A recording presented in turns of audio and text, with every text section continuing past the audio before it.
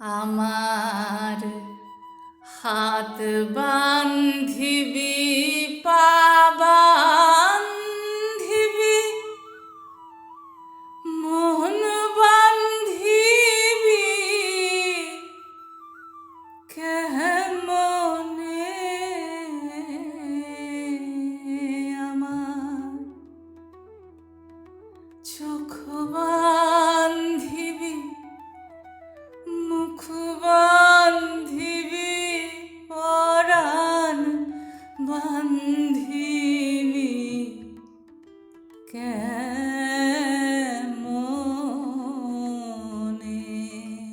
কেউ যেন বলেছিল সন্ধেবেলা খোলা চুলে বাইরে যেতে নেই, শনিবার বারবেলায় একদম না।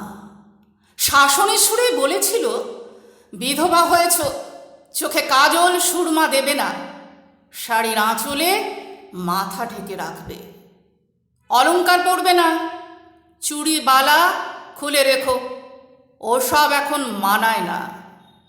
আগে কি করেছ ছাড়ো, এখন সাদা মাটা আট পৌড়ে থাকতে শেখো।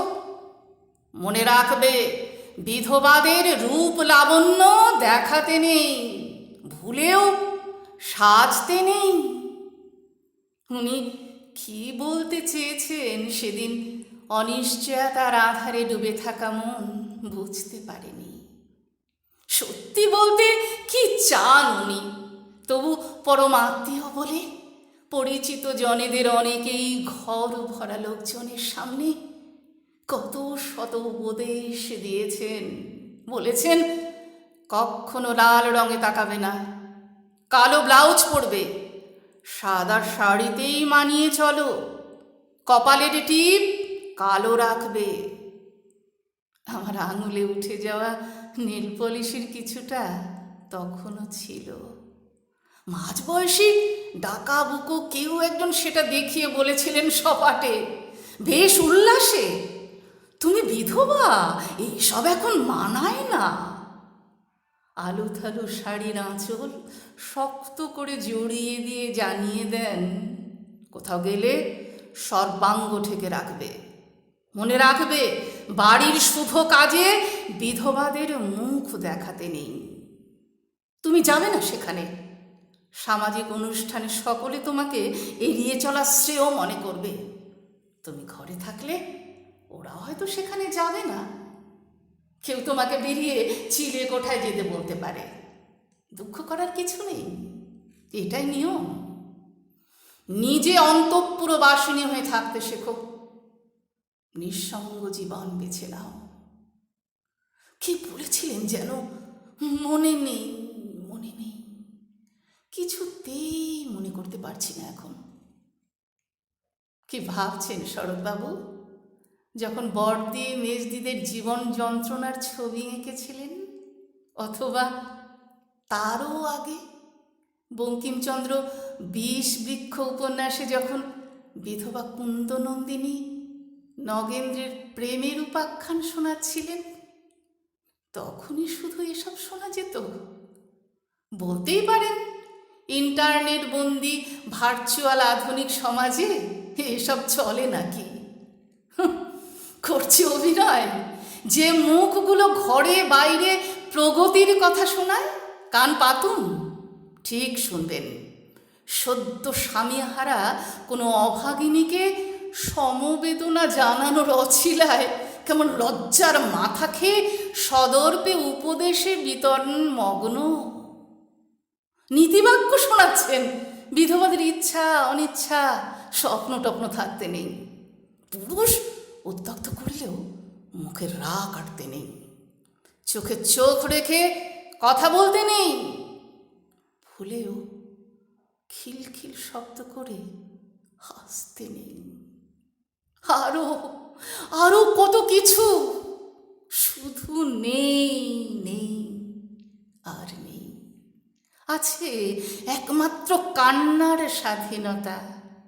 হ্যাঁ, ওরা বলেছেন কাঁদতে, শুধু কাঁদবে, যত পারো কেঁদে ভাসাও, শোক ও বিহ্বল থেকে নিজেকে নিষ্প্রাণ করলেই দেখবে করুণা ছুটবে। উচ্ছিষ্ট হয়ে যে বেঁচে থাকতে হবে, উপায় কি? ওরা জানিয়েছেন তোমার উচ্ছ্বাসে মানা তুমি অপয়া, কুলক্ষণা, স্বামীর সর্বনাশের কারণ। নিজেকে প্রতি মুহূর্তে দগ্ধ করে নিঃশেষ হয়ে যাওয়াই তোমার পাপ স্খলনের একমাত্র পথ। বিধবারা নাকি ব্রহ্মচর্যের প্রতীক। শয়তানি কত রকম। শব্দের মার প্যাচ কষে অনেকেই বলেন কেমন বিধবাদের পাষাণ প্রতিমা হয়ে নিভৃতে নিঃসঙ্গ দিন যাপন করতে হয়। আজও সেই ধারা বইছে।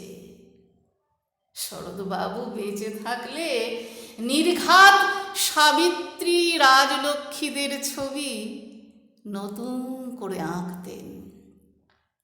অনেকে বেশি রূঢ়ভাবেই বলতেন যে ধর্ম সংসারের সমস্ত অধঃপতনের মূলে নারীকে বসাইয়া দিয়াছে, সে ধর্ম সত্য বলিয়া যে কেহ অন্তরের মধ্যে বিশ্বাস করিয়াছে, তার সাধ্য নয় নারী জাতিকে শ্রদ্ধার চোখে দেখে। শ্রদ্ধা, বিশ্বাস এখনো খুব হাসি পায় জানেন শব্দ দুটি শুনলে। কত সাংঘাতিক চালাকি! চাকরিজীবী কোনো বধূর জীবনে বৈধব্যের অভিশাপ নামলে বাড়ির লোকজন মিষ্টি ভাষণ শুনিয়ে যাবেন। রোজগার না থাকলে দূরছাই শুনে কাটবে জীবন। সমাজ, সমাজ, এটাই তো সমাজ। দেখেছেন পুরুষতান্ত্রিকতা টিকিয়ে রাখার দায় এখনো মগজ ধোলাই খাওয়া মহিলাদের একাংশ কত নিপুণভাবে পালন করে যান। এত শত নিয়ম কানুন, বিধি নিষেধ, সবটাই শুধু মেয়েদের জন্যে। শুনেছেন কখনো পুরুষ বিধবা হয়, স্ত্রীর মৃত্যুর পর আমৃত্যু নিঃসঙ্গ জীবনযাপন করে? প্রয়াত স্ত্রীর জন্যে তাকেও একাদশী পালন করতে হয়। আসলে কি জানেন, সমাজ আমাদের শিখিয়ে রেখেছে পুরুষের পাপ নেই, অন্যায় নেই, ওরা ইচ্ছে পূরণে অনেক কিছুই করতে পারেন। তাই একজন চলে গেলে নতুন বউ আনতে সময় লাগে বড় জোর 1 বছর। তাকে কোনো নিয়ম পালন করতে হয় না, কেউ বলেও না পাপী বউ খেকো। উল্টো দিকেই যত রোষ। ঈশ্বরচন্দ্র বিদ্যাসাগর মশাই কত যুগ আগে বিধবাদের বিয়ের প্রচলন করেছিলেন। এখনো সেই জড়তা পুরোপুরি কাটেনি। যদিও অনেক মেয়ে স্বামী বিয়োগের পর বৈধব্যের দশা জলাঞ্জলি দিয়ে নতুন সংসার করছেন, তাদের করুণিশ না জানিয়ে আমরা ফিসফাস করছি। মুশকিল বেশি যে মেয়েরা আর সংসার জীবন নয় জানিয়ে নতুন কিছু করতে চায়, স্বাধীনভাবে বেঁচে থাকার স্বপ্ন দেখে, তাদের শেষ পর্যন্ত পারে না, তবুও সমাজ আজও পচা গলা নিয়ম নিষ্ঠার অজুহাত তুলতেও ভোলে না।